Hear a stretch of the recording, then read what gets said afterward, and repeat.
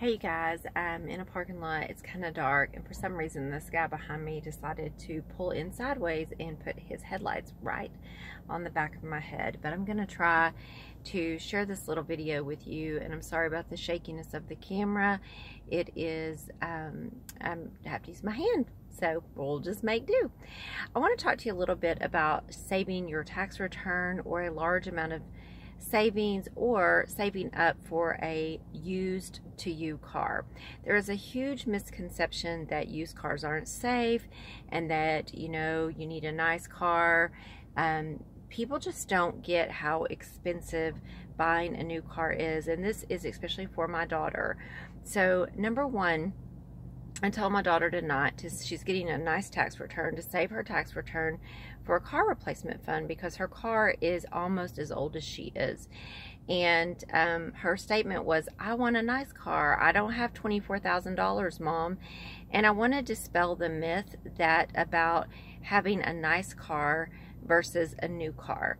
For around $4,000 to $5,000, you can buy a 10 to 12-year-old. There are 5 cars I'm going to tell you that are the best cars on the market for around $4,000 to $5,000, and it depends on your area, give or take a little bit, and it's going to depend how much mileage they have on them. But you can buy a good used car for about $5 grand, and there are 5 cars that I would recommend. They are Toyota Camry, Toyota Corolla, Honda Accord, Honda Civic, and a Toyota Avalon.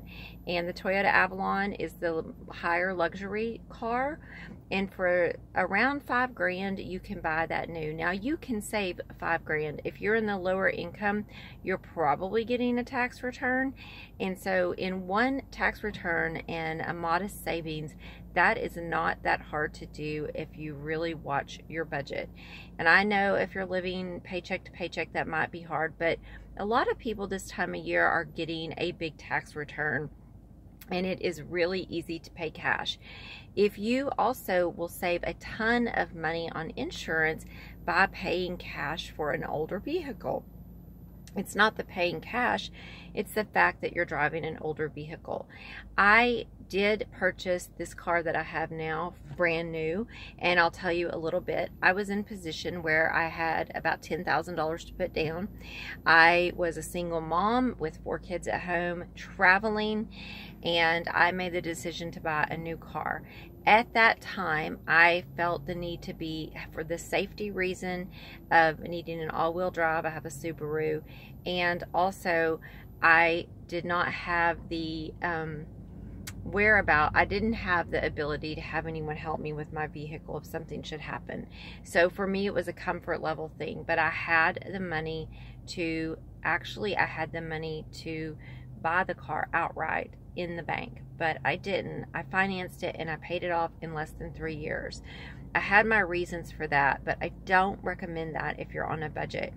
I financed the car, and I'm not saying that this was the smartest thing to do, for 7 years.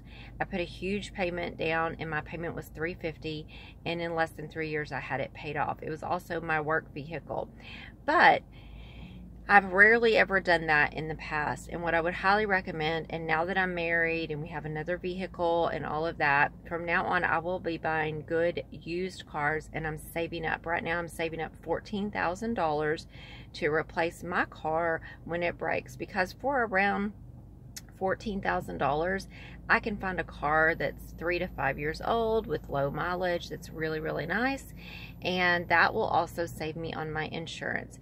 If you go out and buy a $25,000 car with no money down, or with $1,000 down, you're going to be upside down in that car. You cannot turn around and sell it for what you owe on it. You will be stuck to a $400 to $500 car payment, and you will have $100 a month minimally in car insurance, and you will have to have full coverage because you will have financed that car and the bank will require full coverage. So these are things that you need to think about before you go out and finance a vehicle. It is an epidemic in our country of people being upside down in vehicles, and it's sad because I don't think people know this.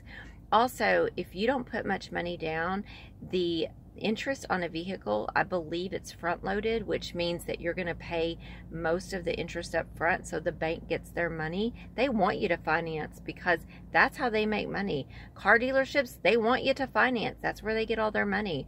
So when you start paying that $350, $400 payment, a large part of your money, a couple of $100 a month, probably 30 to 40% is going to go to pay towards that vehicle. Now you might be saying, well, it's 3 to 4% APR. Yeah, but it's front loaded. So at the end, you're not going to be paying that much. So you're going to be paying a lot of that up front. My husband and I kind of had a disagreement about this, and I caved.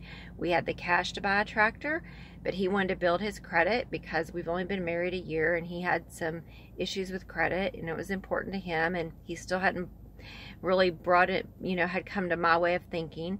And so we got this tractor, and I just was like, I'm gonna make this decision, which I disagree with, so he will see.